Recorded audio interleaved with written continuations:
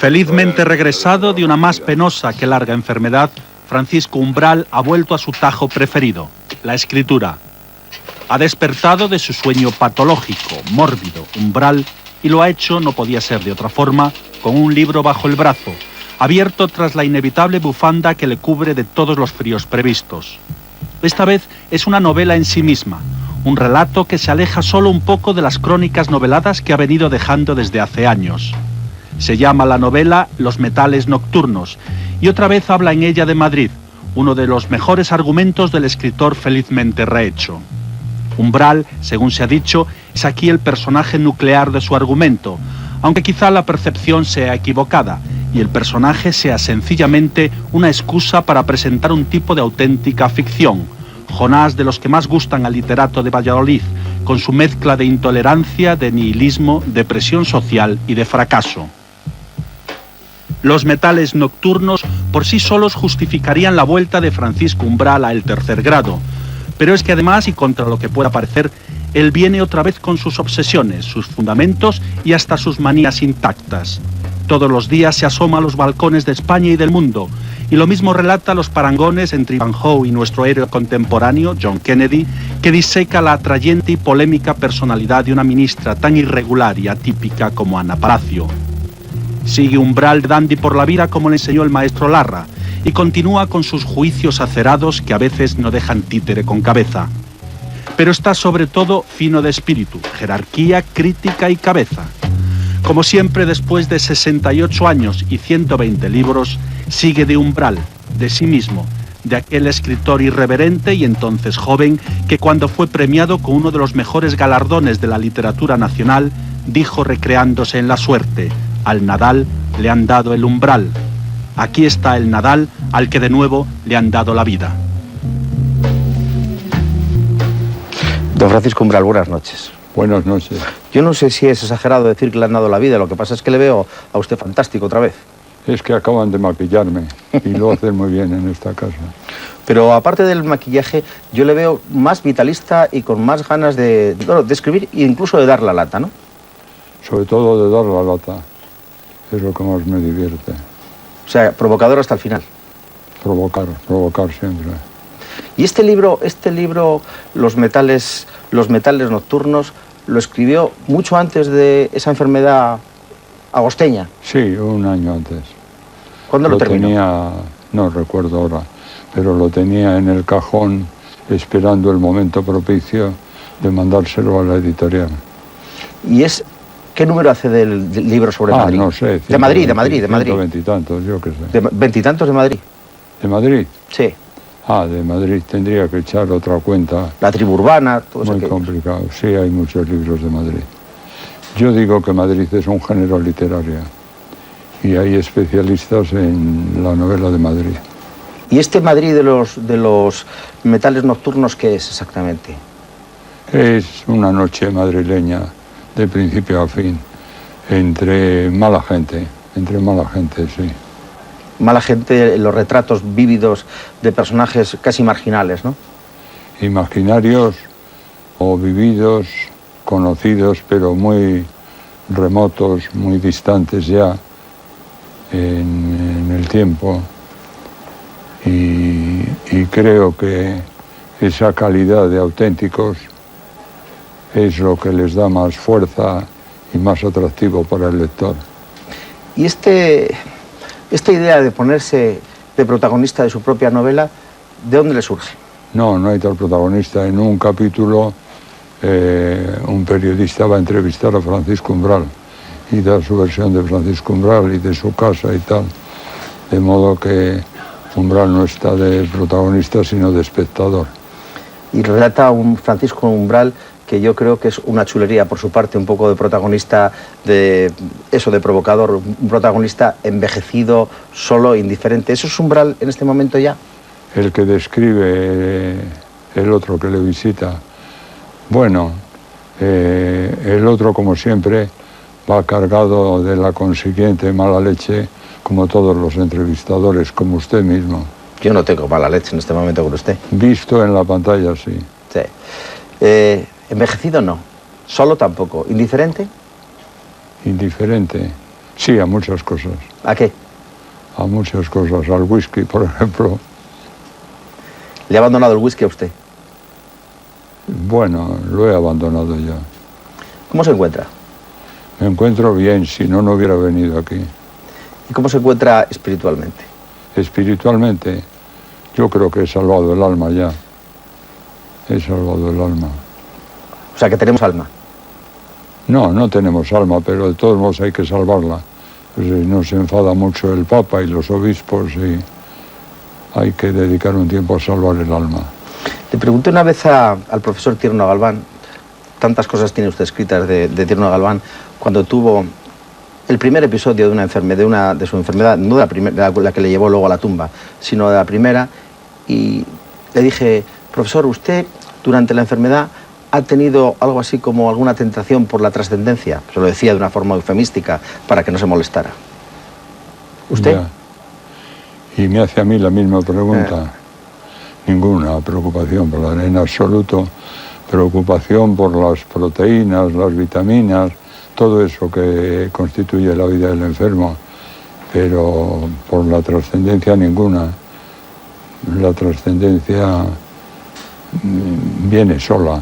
Viene sola o no viene, da igual. Uno no se entera. Hablo de la trascendencia de la otra vida también, esas cosas. De la trascendencia del cielo y eso. Sí, de esas cosas. Sí, le veía venir a usted, claro, naturalmente. Le veía venir, pero ¿qué quiere que le diga yo de todo eso?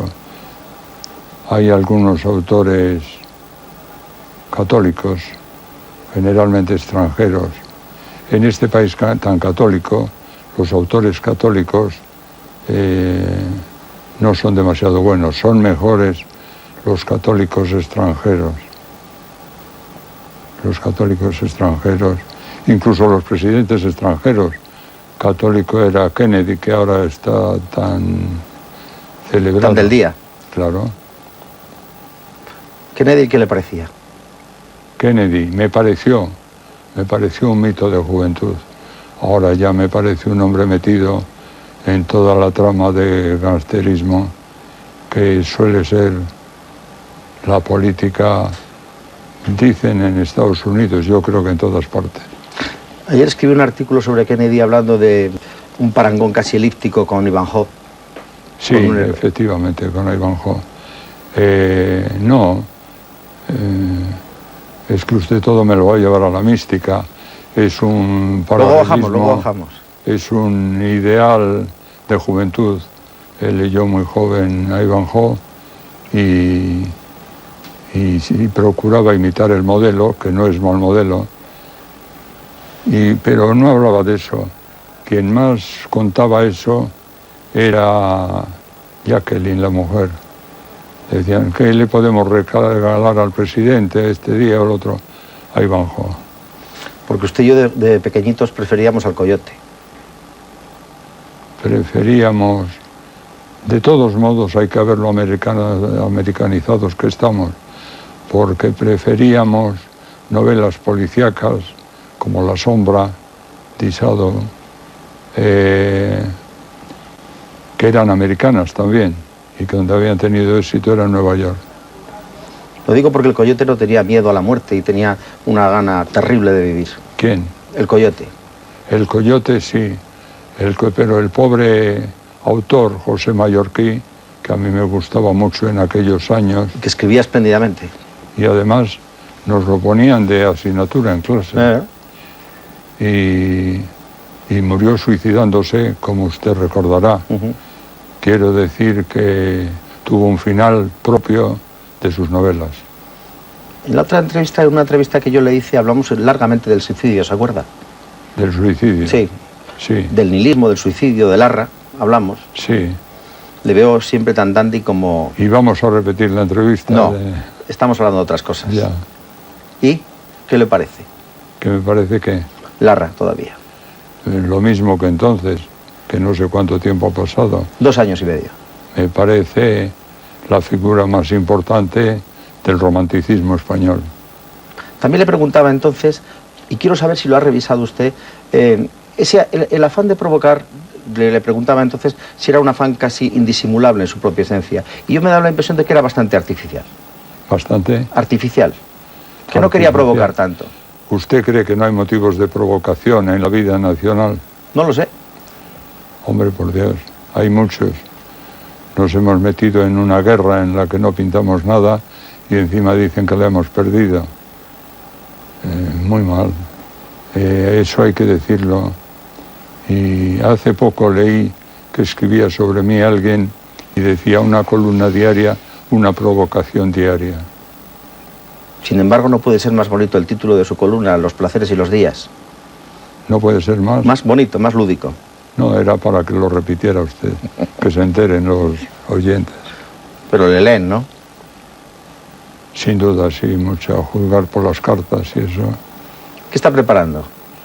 Nada, absolutamente nada. ¿Por qué? Bueno, hago la columna y estoy pensando en hacer un libro de poemas. Un libro de poemas. Siempre me han considerado algo poeta. El inolvidable José Hierro siempre me decía: cabrón, ¿por qué no haces versos? ¿Por qué no haces versos? Deja los artículos. Yo no quería darle la contestación cínica, porque él no era nada cínico. Le hubiera dicho, es que con los artículos se vive bastante bien y con los versos nada. No, él tuvo un bestseller. Vendió, me parece, casi 40.000 ejemplares. Al final de su vida, ya a los 80 años. Usted no, entonces no se va a enriquecer con los versos, ¿no? Con la poesía. ¿Perdón? No se va a enriquecer con los versos ni con la poesía. No quiere. No. Hubo un tiempo en España, en la posguerra, en que se hizo mucha poesía, no política, sino estatal, de canto a las victorias y a los victoriosos de la guerra. Y aquellos señores que hacían aquello vivían muy bien, claro. Hierro, el último Hierro abjuraba tanto de la poesía social como de la poesía oficialista aquella, ¿verdad? No abjuraba de la poesía social, abjuraba de la manera de hacerla, porque todos, salvo él y pocos más, Blas de Otero, algún americano, César Vallejo, la hacían muy mal. Y los géneros no son buenos o malos en sí, depende de quien los haga. Señor Umbral, Paco Umbral, ¿se sueña cuando se duerme artificialmente? ¿Perdón? ¿Se sueña cuando se está dormido artificialmente? Bueno, yo he recordado sueños de ese sueño artificial y los he recordado como realidades y los he discutido con la persona objeto del sueño y con un compañero de hospital con el que lleguemos a tener mucha amistad y a entendernos muy bien. Pues yo le discutía que él había hecho, era un hombre manual más bien, que él había hecho un avión que iba de aquí para ir de Madrid a Majadahonda, un avión de cartón, y que el avión funcionaba. Y yo estaba convencido, hasta que la realidad me fue demostrando que no, que él era un tipo muy hábil, pero no había hecho un avión de cartón. Él mismo me lo recordaba el otro día en una comida. Y él le ofrecía un avión de cartón, ¿y usted qué le ofrecía? En esos diálogos. No, yo no le ofrecía, yo le recordaba lo de su avión de cartón, que le daba mucha risa. Yo le ofrecía, tenía poco que ofrecerle, mi amistad, mi admiración, mi simpatía, porque era un hombre, yo creo que de origen muy popular. Era, digamos, por abreviar, el proletario que hubieran soñado Marx, Engels, Lenin todos los grandes padres del comunismo. En los Metales Nocturnos, alguien en su libro dice, la izquierda ya no existe. Perdón. Izquierda ya no existe. Es cierto que ha quedado una especie de izquierda festiva, que son unos intelectuales que se manifiestan y que de por sí son muy conocidos y muy vistosos. ¿Intelectuales? Intelectuales, sí, he dicho intelectuales, a propósito. A propósito. Y hay otros intelectuales que quizá porque ya no tienen edad o no tienen ganas, teniendo las mismas ideas, no se manifiestan en la calle con caricaturas de Aznar y cosas de esas. ¿Y a usted Aznar le parece bien incluso? A mí Aznar me parece un político al que hay que juzgar de acuerdo con lo que esperábamos de él, que no esperábamos nada, absolutamente. Creíamos que era un invento de Fraga y luego nos ha sorprendido porque tiene muchas más ideas de las que esperábamos. Unas buenas y otras malas, claro, naturalmente. Son de la gente que mejora el original, ¿no? Perdón. Que son de la gente que luego mejora su propia personalidad, su propio original. Sí, Aznar la ha mejorado admirablemente, vamos. Volvamos aunque a ahora esté en un momento malo, pero bueno. ¿Está en un momento malo? ¿Por qué? Porque ya lo he dicho antes, me parece, porque ha perdido una guerra sin guerrearla, sin hacer nada. ¿Usted se ha despedido definitivamente de la izquierda? ¿Perdón? ¿Se ha despedido usted definitivamente de la izquierda? No, no me despediré nunca. Lo que pasa es que ahora no hay izquierda. Es como una novia que una tarde llegas a la esquina donde tenía que estar y no está. Pues encontrar izquierda es muy difícil. Había cafés en Madrid que eran refugio de rojos, de rojazos, y intelectuales o no, o políticos. Y ahora en esos cafés o bien se han convertido en bancos, que era lo peor que les podía pasar, o bien no conoce uno a nadie. ¿A usted le sigue encantando estéticamente que le llamen rojo? No, me parece, no me molesta, me parece bien, pero el rojo tiene muchos matices, es un color muy matizado, muy rico. ¿Y en qué parte del arco cromático está usted? Pues yo creo que un poco entre el rojo intelectual y el rojo melancólico. Yo conocí a casi toda la gente del exilio cuando vinieron, después de la muerte del dictador, cuando vinieron aquellos hombres intelectuales, artistas, escritores y algunos varias cosas a la vez, como Alberti, que pintaba y escribía. Y hacía versos y hacía muchas cosas, y hacía canciones. Y desde Alberti para arriba o para abajo me encontré con que tenían todos una enorme decepción porque este Madrid ya no era su Madrid.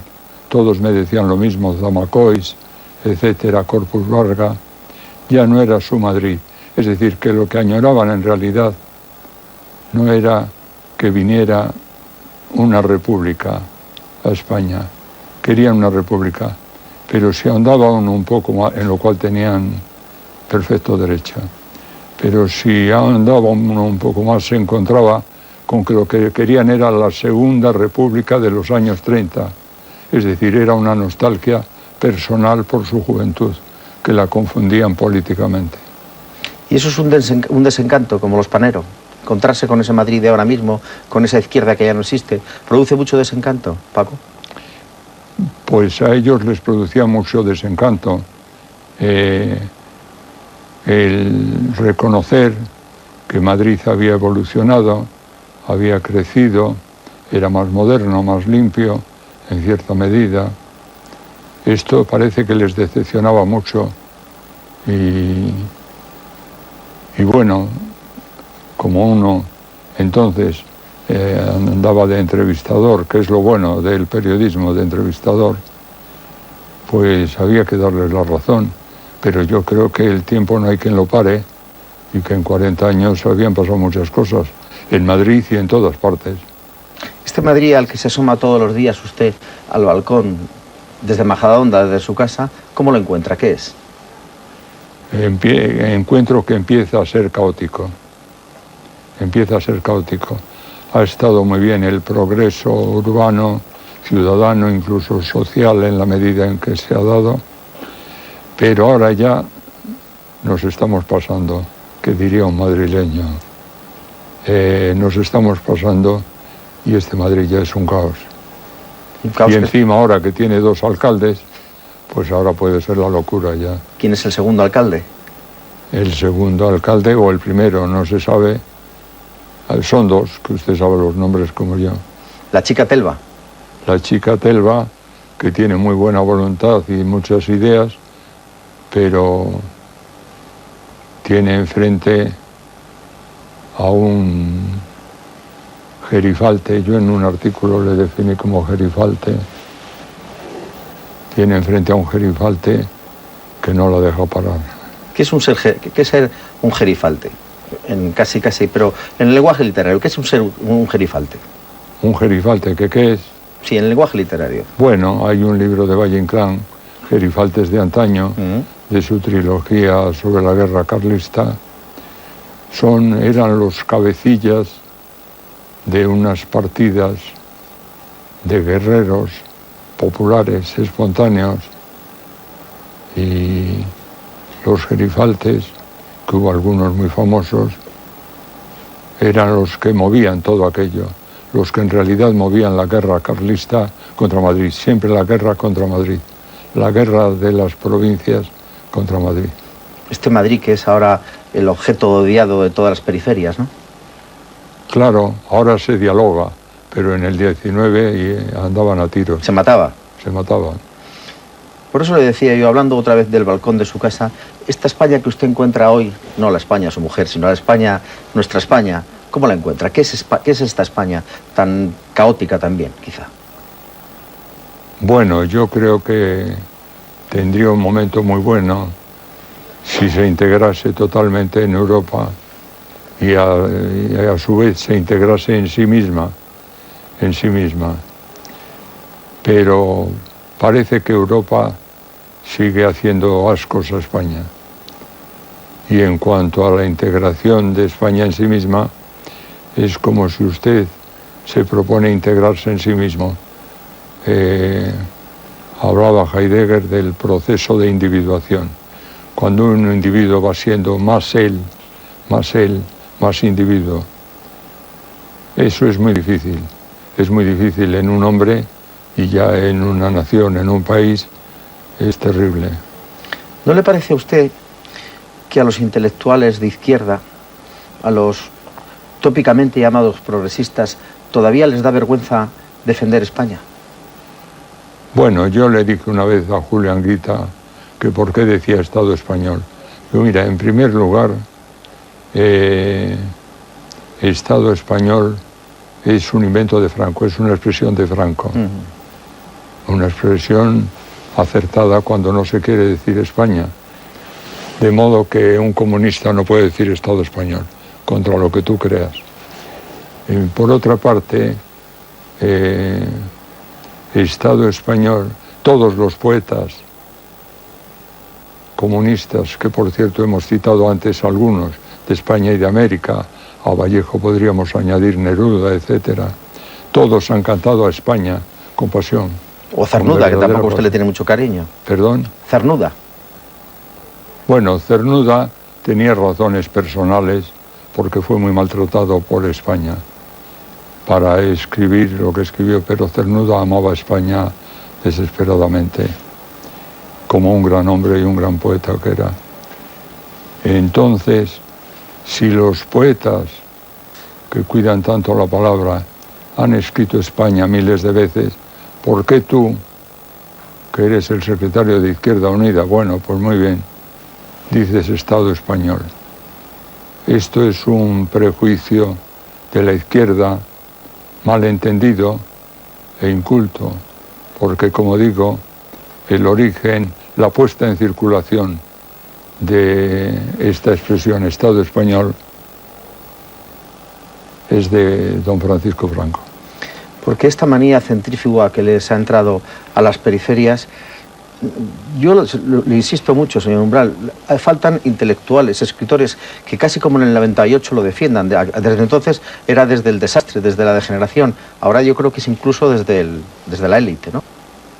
Se podría hacer algo y no lo hacen. Bueno, yo no veo los hombres, no veo un 98 del siglo 2001, no veo una generación del 27, no veo un 27 del humor como en el siglo XX, no veo una generación del 36 que fue de la guerra, a la izquierda y a la derecha, con grandes poetas en la izquierda y en la derecha. Entonces, esto es así. El siglo XX fue un siglo fabuloso. Nos damos cuenta ahora. Otro siglo de oro. Y nos felicitamos de haberle vivido casi entero. Fabuloso. Y de españoles universales, desde Picasso y Dalí, etcétera, lo que queramos. Y yo creo que, desgraciadamente, no podemos esperar otro siglo universal. ¿Un páramo desolador o no? No, páramo desolador. Muchos ordenadores, mucha televisión de esta que hay por aquí rodeándome, muchas cosas de estas, pero un siglo como fue el siglo XX, el teatro español, incluso el cine, eso no lo podemos esperar. Primero, usted y yo, sobre todo yo, porque ya somos muy viejos, y luego porque es difícil que se repita. Por eso no tienen mucho sentido los premios anuales de lo que sea, los premios literarios, porque un día surge un genio de la novela o de la poesía, pero no se puede esperar que al año siguiente surja otro genio, y por no salir de aquí de la televisión se hace Operación Triunfo y surgen unas estrellas de la canción, verdaderas estrellas, pocas, pero surgen. Pero al año siguiente no se puede esperar otra remesa, porque los buenos ya, la nata ya se ha quitado, y ya lo que pueda acudir a promocionarse en esos concursos ya no puede ser igual que lo anterior. Tiene usted todos los premios posibles, ¿eh? Quiero decir que esto es la aplicación del sistema capitalista a la cultura, y no funciona. Es decir, cada año los coches tienen que ser mejores, más baratos, más rápidos y más rompibles, porque se rompen muchos coches en los accidentes, por desgracia. Muchos coches y muchos conductores. ¿Y usted que duda tanto de la izquierda, que se declara algunas veces nihilista y todo esto, hablar del capitalismo no le parece una antigualla? No, porque el capitalismo es la única realidad que tenemos ahí palpable. Y incluso los que literariamente o intelectualmente maldicen de los Estados Unidos, luego van vestidos completamente de americanos en fin de semana, con un chándal y un no sé qué. Yo ahora también me pongo el chándal, pero es para hacer gimnasia. Y entonces estamos criticando, y con razón, a los Estados Unidos, al imperio, pero ocurre que la influencia de la vida americana a través del cine, de las lecturas en inglés, etcétera, es tan fuerte que no podemos contra ella. No sé si es buena o mala, a mí me parece mala, pero no podemos contra ella. ¿Sigue con aspiraciones de la academia o ya nada, no? No le quiere, ¿no? ¿Qué academia? La única que hay de España. No, hay muchas academias. La Academia de la Lengua. La de la historia, la de Bellas Artes, etcétera. La de la Academia. La de la academia. No, yo nada, yo hago mi vida, trabajo. No me preocupo, como no me he preocupado nunca de ninguno de los premios que me han dado. Yo no he hecho política literaria, me he limitado a trabajar, a producir. Luego resulta que me los han dado todos, pero no porque yo me moviese. ¿A quién le va a dedicar sus próximos versos? Los versos, no sé si tristes de esta noche, pero sí de estos días. Los versos me gustaría dedicármelos a mí mismo. A mí mismo. Explicar el que realmente soy, pero en verso. ¿Se le ocurre algo para determinar, para decirme a mí quién es usted? No se lo voy a decir a usted, hombre. Pero no se lo frase. diría a una mujer guapa y se lo voy a decir a usted. Que Yo es se un lo hombre transmito a una feo. mujer guapa. No. ¿No me deja? No. Si publico el libro ya lo leerá usted. Espero el libro, cuanto antes. Perdón. Que espero el libro cuanto antes.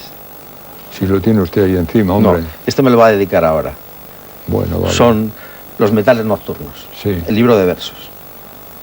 El libro de versos no tiene título todavía, no tiene nada. Está en mi cabeza. Pues de su cabeza esperamos muchas cosas, don Francisco Umbral. Muchas gracias. Gracias por estar aquí con nosotros esta noche. Muchas gracias. Buenas noches. Francisco Umbral, esperamos los versos y esperamos toda su producción literaria. Un lujo todavía para nosotros, un lujo existente, gracias a Dios. Buenas noches y hasta el próximo miércoles.